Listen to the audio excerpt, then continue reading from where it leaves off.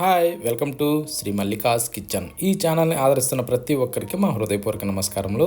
ఇవాళ egg curry చేశాను. చాలా బాగుంటుంది ఎగ్ మసాలా కర్రీ. ఈ విధంగా చేసుకున్న ఎవరికైనా సరే సూపర్ టేస్టీగా కుదురుతుంది. ఇది చాలా సింపుల్గా కొత్తదనంతో తయారు చేసుకోవచ్చు. ప్రతి ఒక్కరు కూడా సులువుగా చేసుకునే విధంగా దీన్ని చూపించబడింది. ముందుగా స్టవ్ ఆన్ చేసి ఒక బౌల్ పెట్టి దాంట్లో కొన్ని నీళ్లు పోద్దాం.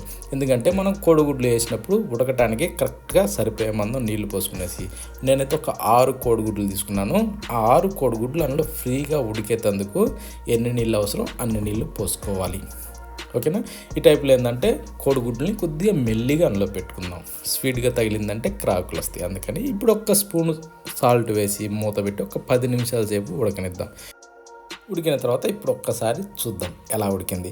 ఈ టైప్లో క్రాకులు వస్తే కోడిగుడ్లు ఉడికినాయి అని చెప్పేసి మనకి పూర్తిగా అర్థమవుతుంది. కొత్త వాళ్ళకి నేను చెప్తున్నాను. ఓకేనా? ఆ వేడి నీళ్ళు తీసేసి మళ్ళీ చల్లటి నీళ్ళు అందులో పోసుకునేసి అప్పుడు కోడిగుడ్డు మీద పొక్కులు తీసుకోవడానికి చాలా సింపుల్గా ఉంటుంది.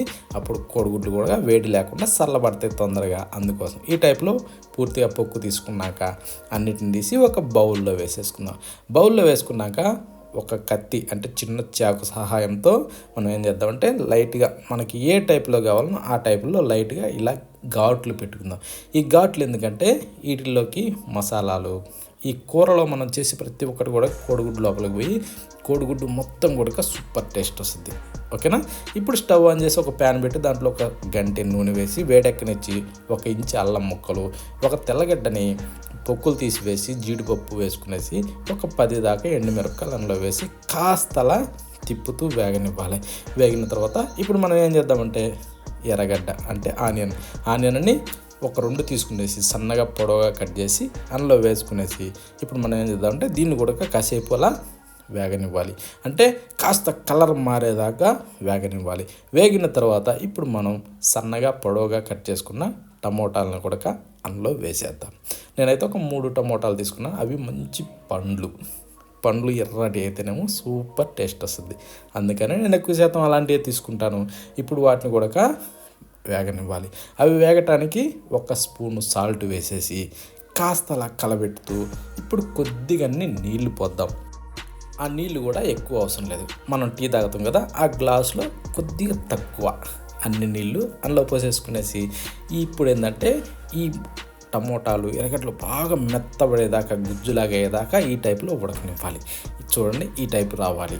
మంచి గోల్డెన్ బ్రౌన్ కలర్ వచ్చేదాకా ఈ టైప్లో వేగిన తర్వాత ఇప్పుడు స్టవ్ ఆఫ్ చేద్దాం. స్టవ్ ఆఫ్ చేశాక వీటిని కాస్త చల్లారనివ్వాలి. బాగా చల్లారిన తర్వాత ఇప్పుడు మనం చేద్దామంటే ఒక మిక్సీ జారీ తీసుకునేసి అందులో వేసేసుకుందాం. ఈ వీడియో ఏంటంటే పూర్తిగా అర్థం కావాలంటే స్కిప్ చేయకుండా చూడండి. ప్రతి ఒక్కటి కూడా చాలా ఇంపార్టెంట్. కూర మాత్రం సూపర్ రుచిగా ఉంటుంది. ఎవ్వరు కూడా మిస్ కావద్దు. ఈ టైప్లో మొత్తం వేసాక మెత్తగా గ్రైండ్ చేసుకోవాలి. నీళ్లు పోసి అవసరం లేదు. ఓకేనా? ఈ టైప్లో చేసి పక్కన పెట్టేసి మళ్ళీ స్టవ్ ఆన్ చేసి ఒక కడాయి పెట్టుకుందాం. కడాయిలో బటర్ వేసుకుందాం. ఆ బటర్ కూడా బాగా కరగాలి. ఎక్కువ అవసరం లేదు, కొద్దిగా సరిపోతుంది. ఓకేనా? అది కరిగిన తర్వాత కాస్త నూనె కూడా అందులో వేసేసి మనం ఉడకబెట్టుకున్న కోడిగుడ్లని అందులో వేసేసుకుందాం. అంటే ఉడకబెట్టి ఘాట్లు పెట్టిన తర్వాత అందులో వేసేసి కాస్తలా కలిపిన తర్వాత కొద్దిగా కోడిగుడ్లు కలర్ మారినాక చిటికెడు పసుపు వేసి కొద్దిగా అలానేసి కారం కూడా వేసుకుందాం. అంటే ఒక సగం స్పూను సరిపోతుంది. ఓకేనా? ఇప్పుడు ఎక్కువ అవసరం లేదు. కోడిగుడ్లలోకి సగం స్పూన్ కూడా సాల్ట్ వేద్దాం. సాల్ట్ వేసాక దీన్ని మనం ఈ టైప్లో కలబెడుతూ బాగా వేగనివ్వాలి. అది మంట మీడియం ఫ్లేమ్లో పెట్టుకోండి. కోడిగుడ్లు సూపర్గా ఫ్రై అవుతాయి. ఓకేనా? ఈ టైప్లో వచ్చిన తర్వాత మనం ఏం చేద్దామంటే స్టవ్ స్లో చేసుకుందాం. అంటే సిమ్లో పెట్టేసి మంటని ఒకసారి చూడండి. కోడిగుడ్లు సూపర్గా అంటే వేగాయి కదా. ఇప్పుడు తీసేసి ఒక ప్లేట్లో వేసేసి అదే నూనెలో అంటే నెయ్యి నూనె 2 కలిసి ఉన్నాయి కదా, దాంట్లోనే ఒక బిర్యానీ ఆకును తుంచేసి 1 ఇంచి చెక్కని అలా వేసేసుకునే 3 యాలకులను కూడా అందులో వేసి 5 లవంగాలు 1 స్పూను జీలకర్ర వేసాక ఇప్పుడు కరివేపాకు వేసుకుందాం. అది మంచి స్మెల్ వచ్చేది తీసుకోండి. కూరకి మరింత రుచి వస్తుంది.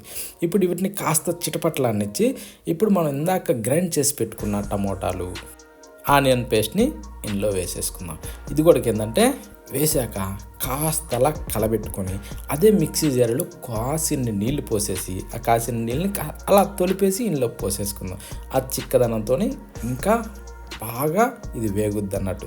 ఆ కాసిన నీళ్ళతోనే ఇది మంచి వేగటానికి బాగా ఉపయోగపడుద్ది. అందుకని ఆ కొద్దిగా నీళ్ళు. ఇప్పుడు మనకు స్పైసీ ఎంత అవసరం అంత, ఒక్క స్పూను కారం, ఒక స్పూను ధనియాల పౌడర్, ఒక స్పూను గరం మసాలా, ఈ మూడింటిని వేసి కాస్త బాగా వేగనివ్వాలి. కొంచెం మంచి తుక్కగానే ఉడకనివ్వాలి, నూనె పైకి తేలేదాకా. ఆ టైపు వచ్చిన తర్వాత మనం ఇందాక ఫ్రై చేసి పెట్టుకున్న కోడిగుడ్లని అందులో వేసేసి కాస్త అలా కలబెట్టి మూత పెట్టి ఒక 6 నుంచి 8 నిమిషాల సేపు బాగా ఉడకనివ్వాలి. చూడండి, ఈ టైప్లో ఉడికిన తర్వాత ఒక్కసారి తుక అంటూ అంత మీదకి ఎగిరెగిరి పడుతూ ఉంటుంది, కానీ టేస్ట్ మాత్రం అదిరిపోతుంది. ఇప్పుడు మనం ఏం చేద్దాం అంటే మీదకించి కొద్దిగంత కస్తూరి మేతిని ఇలా చేతులు వేసుకునేసి నలిపి అందులో వేసుకుందాం. ఓకేనా? నలపకపోతే ఏంటంటే ఒత్తులుగా ఉంటుంది, అందుకని కాస్త నలిపి పొడి టైప్లో చేసేసి అందులో వేసుకుని కాస్త మిక్స్ చేసి ఇప్పుడు మీదకించి కొత్తిమీరను అలా చల్లుకుందాం.